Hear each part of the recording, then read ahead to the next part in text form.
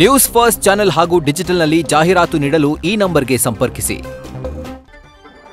ಶವ ಹೂತಿಟ್ಟ ಜಾಗದಲ್ಲಿ ಬುರುಡೆ gang rehearsal ಅನ್ನ ಮಾಡಿತ್ತು. ಯಾವಾಗ? 1 ವರ್ಷದ ಹಿಂದೆಯೇ ಸ್ಥಳಗಳಿಗೆ ತೆರಳಿ ಚೆನ್ನಾಗಿ ರಿಹರ್ಸಲ್ ಮಾಡಿಕೊಂಡಿದ್ದ. ಗಿಡಗಳನ್ನು ನೆಟ್ಟು ಮಾರ್ಕಿಂಗ್ನ ಮಾಡಿತ್ತು ಬುರುಡೆ ಟೀಮ್. ನೇತ್ರಾವತಿ ಸ್ನಾನಘಟ್ಟದ ಪಕ್ಕದ ಜಾಗ, ಬಾಹುಬಲಿ ಬೆಟ್ಟ, ಬಂಗ್ಲಾಗುಡ್ಡ, ಬೋಳಿಯಾರು ಭಾಗದಲ್ಲಿ ಸ್ಥಳಗಳನ್ನು ಗುರುತು ಮಾಡಿತ್ತು. ವಿರಳ ಪ್ರಜಾತಿಯ ಗಿಡಗಳನ್ನು ನೆಟ್ಟು ಶವವನ್ನು ಹೂತ ಜಾಗವನ್ನು ಮಾರ್ಕಿಂಗ್ ಮಾಡಿತು. ಮಾರ್ಕಿಂಗ್ ಮಾಡಿದ್ದ ಸ್ಥಳದ ದೂರ ಲೆಕ್ಕಾಚಾರ ಕೂಡ ಆಗಿತ್ತು. ಗಿರೀಶ್ ಮಟ್ಟಣ್ಣನವರ ನಿರ್ದೇಶನದಂತೆ ಪ್ಲಾನಿಂಗ್ ಅಂತ ಹೇಳಿದ್ದ ಚಿನ್ನಯ್ಯ. ವಿಚಾರಣೆಯಲ್ಲಿ ಶವ ಹೂತ ಜಾಗದ ರಹಸ್ಯವನ್ನು ಬಿಚ್ಚಿಟ್ಟಿದ್ದಾನೆ ಚೆನ್ನ. ಗಿರೀಶ್ ಮಟ್ಟಣ್ಣನವರು ಏನು ಹೇಳಿದ್ರು, ಅದೇ ಜಾಗಗಳಲ್ಲಿ ಒಂದು ವಿಶೇಷವಾದ ಜಾತಿಯ ಗಿಡವನ್ನು ನೆಟ್ಟು ಅದನ್ನೇ ತೋರಿಸ್ಬೇಕು ನಾವು ಅಧಿಕಾರಿಗಳಿಗೆ ಅನ್ನೋ ಪ್ಲ್ಯಾನಿಂಗ್ನ ರಿಹರ್ಸಲ್ ಮೂಲಕ ಈ ಬುರುಡೆ ಗ್ಯಾಂಗ್ ಮಾಡಿಕೊಂಡಿತ್ತು. ಅದು 1 ವರ್ಷದ ಹಿಂದೆ. ಅದು ಆದ ಬಳಿಕ ಈಗ SIT ಮುಂದೆ ಏನು ಹೋದ್ರಲ್ಲ, ದೂರನ್ನ ಕೊಟ್ರಲ್ಲ, ಸರ್ಕಾರ SIT ರಚನೆ ಮಾಡ್ತಲ್ಲ, ಆಗ ಮಾರ್ಕಿಂಗ್ಗೆ ಅಂತ ತೋರಿಸಿದ್ದು ಇದೇ ಜಾಗಗಳನ್ನು, ವಿಶೇಷವಾದಂಥ ಜಾತಿಯ ಗಿಡಗಳನ್ನು ನೆಟ್ಟಿದ್ರಲ್ಲ ಅದೇ ಜಾಗವನ್ನು ತೋರಿಸಿದ್ದಾನೆ ಚೆನ್ನ. ಬಟ್ ಈ ರೀತಿಯಾದಂಥ ಜಾಗವನ್ನು ಮಾರ್ಕ್ ಮಾಡಿದ್ದು ಯಾವಾಗ? 1 ವರ್ಷದ ಹಿಂದೆ ಗಿರೀಶ್ ಮಟ್ಟಣ್ಣನವರ ನಿರ್ದೇಶನದ ಮೇರೆಗೆ ಅವ್ರು ಹೇಳಿದಂಥ ರೀತಿಯಲ್ಲೇ ಚಿನ್ನಯ್ಯ ಆಲಿಯಾಸ್ ಚೆನ್ನ ಕೇಳಿದ್ದಾನೆ. ಇವೆಲ್ಲವೂ ಕೂಡ ಪ್ಲಾನ್ ಆಗಿದೆ. ಸೊ ಪ್ಲಾನ್ ಆಫ್ ಆ್ಯಕ್ಷನ್ಗಿಂತ ಮುಂಚೆ ಇದೆಲ್ಲವನ್ನ ಕೂಡ ಪ್ಲಾನ್ ಮಾಡ್ಕೊಂಡಿದೆ ಗ್ಯಾಂಗ್.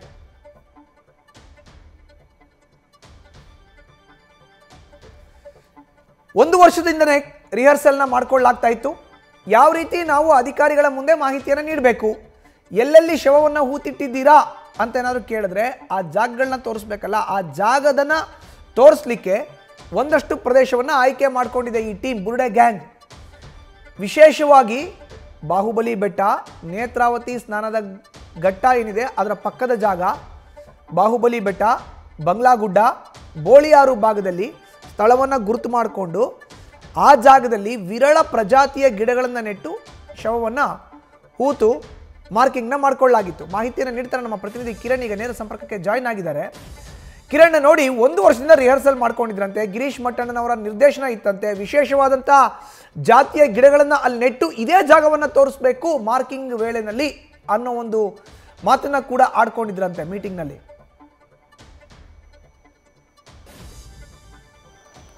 ಖಂಡಿತ ಮಧು, ಈ ಹಿಂದೆ ಯಾವಾಗ ಈ ಪ್ರಕರಣ ಬೆಳಕಿಗೆ ಬಂತು, ಅದರ ನಂತರ ತನಿಖೆ ಆರಂಭವಾಯಿತು, ಹಲವಾರು ಹೇಳಿಕೆಗಳು ನೀಡಿದ್ದಾರೆ. ಯಾರು ಈ ಚಿನ್ನಯ್ಯ, ಈತನ ಮೆಮರಿ ಎಷ್ಟು ಶಾರ್ಪ್ ಆಗಿದೆ ಅಂತ ಹೇಳಿದ್ರೆ ಅದು ಫೋಟೋ ಇಮೇಜ್ ಮೆಮರಿ ಅಂತಾನೆ ಆತರನ್ನ ಹೇಳ್ತಾ ಇದೆ. ಯಾಕಂದ್ರೆ ಅಷ್ಟು ಅಕ್ಯುರೇಟ್ ಆಗಿ ಆ ಒಂದು ಸ್ಥಳಗಳನ್ನ, ಶವ ಹೂತಿಟ್ಟ ಸ್ಥಳಗಳನ್ನ ಆತ ತೋರಿಸ್ತಾ ಇದ್ದ. ಹಾಗೇನೆ SIT ಅಧಿಕಾರಿಗಳು ಅದನ್ನ ಪರಿಶೀಲನೆ ನಡೆಸಿ ಅದಕ್ಕೆ ಮಾರ್ಕಿಂಗ್ ಕೂಡ ಮಾಡಿದ್ದಾರೆ. ಈಗ ಈ ಅಕ್ಯುರೇಟ್ ಏನು ಜಾಗಗಳನ್ನು ತೋರಿಸ್ತಾ ಇದೆ ಅದರ ಈಗ ರಹಸ್ಯ ಬಯಲಾಗ್ತಾ ಇರುವಂತದ್ದು.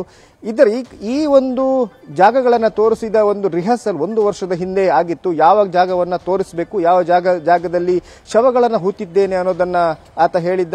ಅದಕ್ಕೆ ಯಾವ ಜಾಗವನ್ನ ತೋರಿಸಬೇಕು, ಎಲ್ಲಿ ಹೋಗಬೇಕು ಅನ್ನೋದನ್ನ ಆಗಾಗಲೇ ಒಂದು ರಿಹರ್ಸಲ್ ಅನ್ನ ಮಾಡಲಾಗಿತ್ತು. ಹಾಗೇನೆ ಆ ಜಾಗಗಳನ್ನ ಐಡೆಂಟಿಫೈ ಮಾಡಲಿಕ್ಕೆ ಕೆಲವು ರೇರ್ ಸ್ಪೀಸೀಸ್ ಅಂತ ಹೇಳುವಂತ ವಿರಳ ಜಾತಿಯ ಗಿಡಗಳನ್ನ ಅಲ್ಲಿ ನೆಟ್ಟಿರುವಂತದ್ದು. ಹಾಗೇನೆ ಮರಗಳು, ಯಾವುದೊಂದು ಮರ ಇದ್ರೆ ಆ ಮರದ ಡಿಸ್ಟೆನ್ಸ್ ಎಷ್ಟಿದೆ, ಆ ಡಿಸ್ಟೆನ್ಸ್ ಮೇಲೆ ಜಾಗಗಳನ್ನ ಲೆಕ್ಕಾಚಾರ ಮಾಡಿರುವಂತದ್ದು. ಹಾಗೆ ಕೆಲವು ಮಾರ್ಕಿಂಗ್ ಅವರೇ ಮಾಡ್ಕೊಂಡು ಬಂದಿರೋ, ಹೋದ ಕೂಡಲೇ ಆ ಜಾಗಗಳನ್ನ ತೋರಿಸಬೇಕು, ಆ ಜಾಗ ಇದೇ ಜಾಗ ಅಂತ ಹೇಳ್ಕೊಂಡು. ಈ ಹಿನ್ನೆಲೆಯಲ್ಲಿ ಒಂದು ರಿಹರ್ಸಲ್ ಅಂದು ಮಾಡಿದ್ದಾರೆ. ರಿಹರ್ಸಲ್ ಮಾಡಿದ ನಂತರ 1 ಸಲ ಅಲ್ಲ, ತುಂಬಾ ಸಲ ಅಲ್ಲಿ ಹೋಗಿಕೊಂಡು ಆ ಜಾಗಗಳನ್ನ ನೋಡ್ಕೊಂಡು ಬಂದಿದ್ದಾರೆ. ಇದೆಲ್ಲವೂ 1 ವರ್ಷದ ಹಿಂದೆ ತುಂಬಾ ಗ್ರೌಂಡ್ ವರ್ಕ್ ಮಾಡಿದ ನಂತರವೇ ಅದು ಈ ಪ್ರಕರಣ ಹೊರಬರಲಿಕ್ಕೆ ಸ್ಟಾರ್ಟ್ ಆಗಿದ್ದು. ಅಂದ್ರೆ ಗ್ರೌಂಡ್ ವರ್ಕ್ ತುಂಬಾ ಮಾಡಿದ್ದಾರೆ.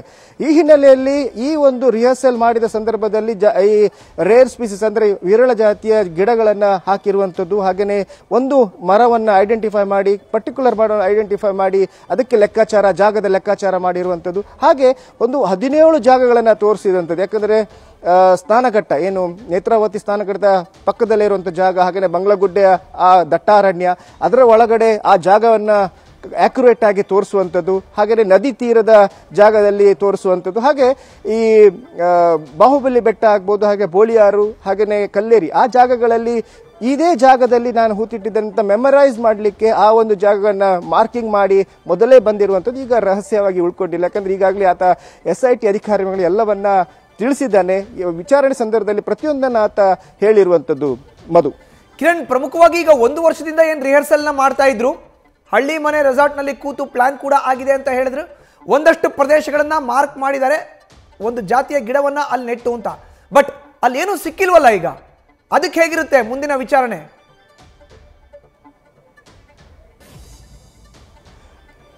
ಆ ಹಿನ್ನೆಲೆಯಲ್ಲಿ ಏನೂ ಸಿಕ್ಕಿಲ್ಲ. ಯಾಕಂದ್ರೆ ಇದೊಂದು ಪ್ರಕರಣ, ಸುಳ್ಳು ಪ್ರಕರಣ ಅನ್ನೋದು SIT ಅಧಿಕಾರಿಗಳಿಗೆ ಒಂದೊಂದಾಗಿ ಹಂತ ಹಂತವಾಗಿ ಯಾವಾಗ ಈ ತನಿಖೆ ಪ್ರಗತಿ ಆಗ್ತಾ ಹೋಯಿತು, ಮುಂದೆ ಹೋಗ್ತಾ ಹೋಯಿತು, ಅದರ ನಂತರ ಎಲ್ಲಿ ಸ್ಥಳ ಪರಿಶೋಧನೆ ನಡೆಸಿದಾಗ ಅಲ್ಲಿ ಏನು ಸಿಕ್ಕಿಲ್ಲ ಅಂತ ಆದಾಗ ಆಗ ಈ ಒಂದು ಪ್ರಕರಣ ತುಂಬಾ ಸುಳ್ಳುಗಳು ಇದಾವೆ ಅನ್ನೋದು ಖಾತ್ರಿ ಆಗ್ತಾ ಬಂತು SIT ಅಧಿಕಾರಿಗಳೇ. ಅದರ ನಂತರ ಆತನನ್ನ ವಶಕ್ಕೆ ಪಡೆದು ಮೊದಲು, ಯಾಕಂದ್ರೆ ಈ ಪ್ರಕರಣ ಆಗ್ಬೇಕಾದ್ರೆ ಫಸ್ಟ್ ಇನ್ವೆಸ್ಟಿಗೇಷನ್ ಆಗ್ಬೇಕಾದಿದ್ದು ಆ ಬುರುಡೆ. ಯಾಕಂದ್ರೆ ಆತ ತಂದಿದ್ದು ನ್ಯಾಯಾಲಯಕ್ಕೆ ಮತ್ತೆ ಈ ಪೊಲೀಸ್ ಸ್ಟೇಷನ್ಗೆ ತಂದಿದ್ದೇ ಆ ಬುರುಡೆಯನ್ನು ತಗೊಂಡು ಬಂದಿದ್ದ. ಆ ಬುರುಡೆ ಎಲ್ಲಿಂದ ಬಂತು ಅನ್ನೋದು, ಅಲ್ಲಿಂದ ಈ ಒಂದು ಪ್ರಕರಣದ ಇನ್ವೆಸ್ಟಿಗೇಷನ್ ಸ್ಟಾರ್ಟ್ ಆಗಬೇಕಾಗಿತ್ತು. ಆದ್ರೆ SIT ಅಧಿಕಾರಿಗಳು ಅವರ ಒಂದು ಸ್ಟ್ರಾಟಜಿ ಪ್ರಕಾರ ಈ ಸ್ಥಳ ಪರಿಶೋಧನೆ ನಡೆಸಿ ಅಲ್ಲಿಂದ ಸ್ಟಾರ್ಟ್ ಮಾಡಿದ್ರು.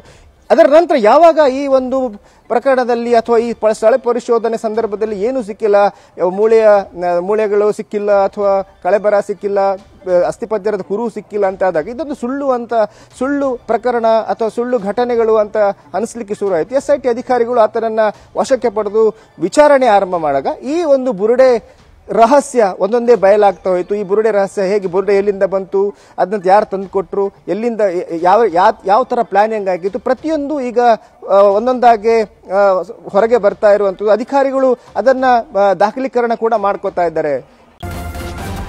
ನ್ಯೂಸ್ ಫಸ್ಟ್, ನಿರ್ಭೀತಿಯಿಂದ ನಿಮ್ಮ ಪರವಾಗಿ.